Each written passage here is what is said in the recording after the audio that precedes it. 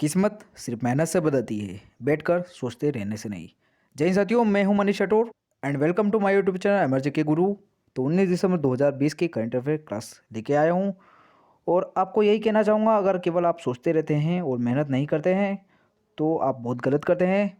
अगर आप सोचने के साथ मेहनत करना शुरू कर दें तो आज से आपकी किस्मत बदलना शुरू हो जाएगी। तो प्लीज़ मेहनत कीजिए। तो शुरू करते हैं आज की क्लास को, बढ़ते हैं पहले क्वेश्चन की ओर। तो जो भी आज मैं पढ़ाने वाला हूँ, क्वेश्चन जो भी हम लेने वाले हैं, तो सभी परीक्षाओं के लिए महत्वपूर्ण रहेंगे। तो आप इसे प्लीज़ नोट डाउन जरूर कर लीजिएगा ताकि आप इसे दोबारा रिवाइज कर सकें। तो शुरू करते हैं। तो ये रहा पहला क्वेश्चन आपकी स्क्रीन पर। मध्य प्रदेश हाई कोर्ट के नए मुख्य न्यायाधीश कौन बन चुके हैं, नियुक्त हुए हैं? तो कौन बने हैं यहाँ पर? डी आंसर सही रहने वाला मोहम्मद रफ़ीक, जो कि मध्य प्रदेश हाई कोर्ट के नए मुख्य न्यायाधीश नियुक्त हुए हैं। तो ये कुछ इंपॉर्टेंट पॉइंट रहने वाले हैं। उड़ीसा हाई कोर्ट के चीफ जस्टिस मोहम्मद रफ़ीक को अब मध्य प्रदेश हाई कोर्ट का मुख्य न्यायाधीश बना दिया गया है, नियुक्त कर दिया गया है। तो ये आपको याद रख लेना है।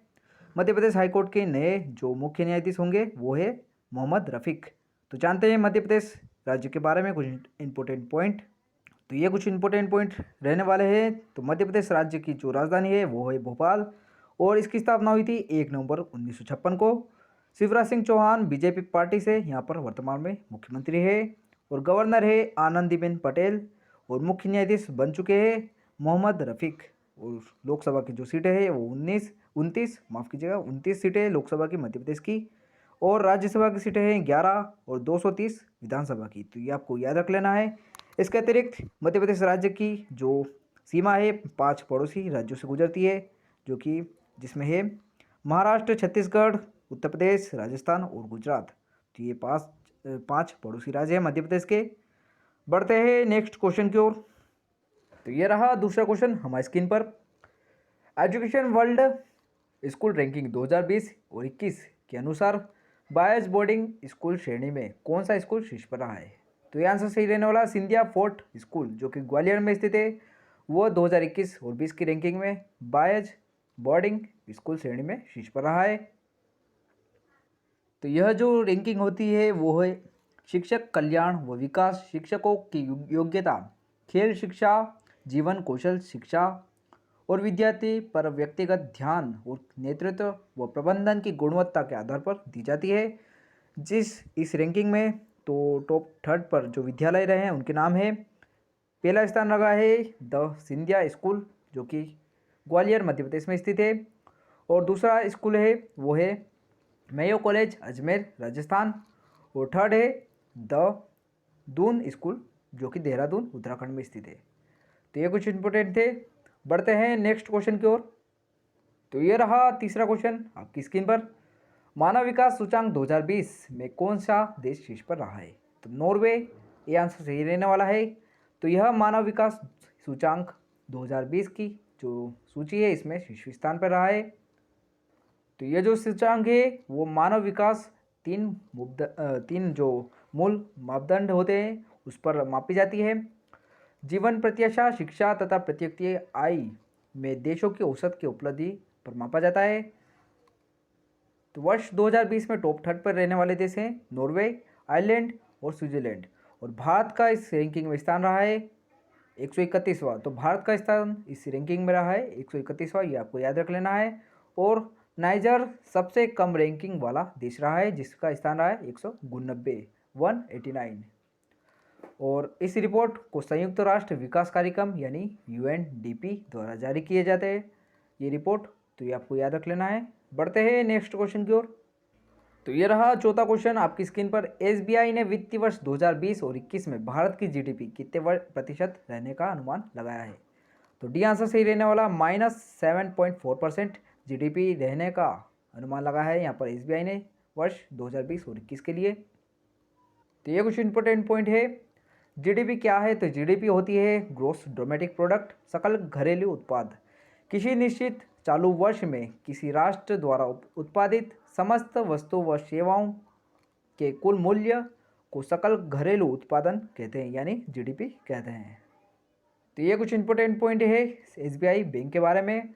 तो जिसका फुल फॉर्म होता है स्टेट बैंक ऑफ इंडिया, भारतीय स्टेट बैंक, और इसकी जो स्थापना हुई थी वो हुई थी 1 जुलाई 1955, मुंबई में इसका मुख्यालय है। और इसका पुराना नाम है imperial bank of India. Dinesh Kumar खारा वर्तमान में इसके अध्यक्ष है। एमडी है अश्विनी भाटिया, द बैंकर और बैंकर टू एवरी इंडियन, तो इसकी टेकलाइन है, तो टेकलाइन भी आपको याद रहनी चाहिए। बढ़ते हैं नेक्स्ट क्वेश्चन की ओर। तो ये रहा पांचवा क्वेश्चन आपकी स्क्रीन पर। डिड जेट ब्रांड टाइड के नए ब्रांड एम्बेसडर कौन बन चुके हैं? तो ये आंसर सही रहने वाला आयुष्मान खुराना, भारतीय फिल्म अभिनेता आयुष्मान खुराना टाइड के नए ब्रांड एम्बेसडर बन चुके हैं। बढ़ते हैं नेक्स्ट क्वेश्चन की ओर। तो ये रहा अगला यानी छठवां क्वेश्चन आपकी स्क्रीन पर। किस देश के प्रधानमंत्री एम्ब्रोस दलामिनी को कोरोना वायरस के कारण निधन हो चुका है? तो बी आंसर सही रहने वाला अस्वातिनी देश के यहाँ पर प्रधानमंत्री है एम्ब्रोस दलामिनी, तो इनका निधन हो गया है कोरोना वायरस के कारण। तो ये कुछ इंपॉर्टेंट पॉइंट है एस्वातिनी देश के बारे में, जो कि अफ्रीका महाद्वीप में स्थित है। इसकी राजधानी है लोबाम्बा और मब्बाने, तो इसका काफ़ी डिफिकल्ट है नाम, तो फिर भी आपको याद रख लेना है। और इसकी जो मुद्रा है वो है लीलांगिनी, तो ये भी याद रखना है। बढ़ते हैं नेक्स्ट क्वेश्चन की ओर। तो ये रहा अगला प्रश्न, सातवां प्रश्न आपकी स्क्रीन पर। जयस मुरलीधरन किस राज्य के मुख्य न्यायाधीश नियुक्त किए गए हैं? तो डी आंसर सही रहने वाला उड़ीसा राज्य के यहाँ पर मुख्य न्यायाधीश बन चुके हैं जेएस मुरलीधरन। तो ये कुछ इंपॉर्टेंट पॉइंट है उड़ीसा राज्य के बारे में। उड़ीसा राज्य की स्थापना हुई थी 1 अप्रैल 1936। भुवनेश्वर इसकी राजधानी है। नवीन पटनायक यानी बीजू जनता दल पार्टी से है, ये यहाँ के मुख्यमंत्री है। और गणेशी लाल गवर्नर है यहाँ के उड़ीसा राज्य के। मुख्य न्यायाधीश बन चुके हैं जेएस मुरलीधरन। और लोकसभा की सीट है उड़ीसा की 21, राज्यसभा की 10 और 147 विधानसभा की सीटें हैं। तो ये सारे इंपॉर्टेंट पॉइंट थे उड़ीसा राज्य के बारे में, जो कि आपको नोट डाउन कर लेना है। बढ़ते हैं नेक्स्ट क्वेश्चन की ओर। तो ये रहा अगला प्रश्न आपकी स्क्रीन पर। आठवां क्वेश्चन है, वर्ष 2030 में एशियाई खेलों की मेजबानी कौन सा शहर करने वाला है? तो ये आंसर सही रहेगा दोहा, जो कि 2030 में एशियाई खेलों की मेजबानी करेगा। तो ये कुछ इंपॉर्टेंट पॉइंट है, ये भी आपको याद रख लेना है। एशियाइड के नाम से पहचाने जाने वाले एशियाई खेलों का आयोजन प्रत्येक 4 वर्षों में किया जाता है, जिसमें केवल एशिया के विभिन्न देश के खिलाड़ी भाग लेते हैं तथा विभिन्न प्रतियोगिता में हिस्सा लेते हैं। और 2030 में जो होने वाले एशियाई खेलों की मेज़बानी करेगा दोहा शहर, जो कि कतर देश की राजधानी है। और इसके अलावा 2034 में एशियाई खेलों की मेज़बानी करेगा रियाद शहर, जो कि सऊदी अरब की राजधानी है। तो ये आपको याद रख लेना है, क्योंकि रेलवे तथा एसएससी और बैंकिंग की जो एग्ज़ाम होती है और यूपीएससी जैसी एग्जामों में ऐसे क्वेश्चन पूछे जाते हैं, तो आपको याद रख लेना है, काफ़ी महत्वपूर्ण है। बढ़ते हैं नेक्स्ट क्वेश्चन की ओर। तो ये रहा अगला प्रश्न, नौवां क्वेश्चन आपकी स्क्रीन पर। किस भारतीय संगठन ने बेंगलुरु में निट्रा नामक अंतरिक्ष परिस्थिति संबंधी जागरूकता नियंत्रण केंद्र की स्थापित किया है?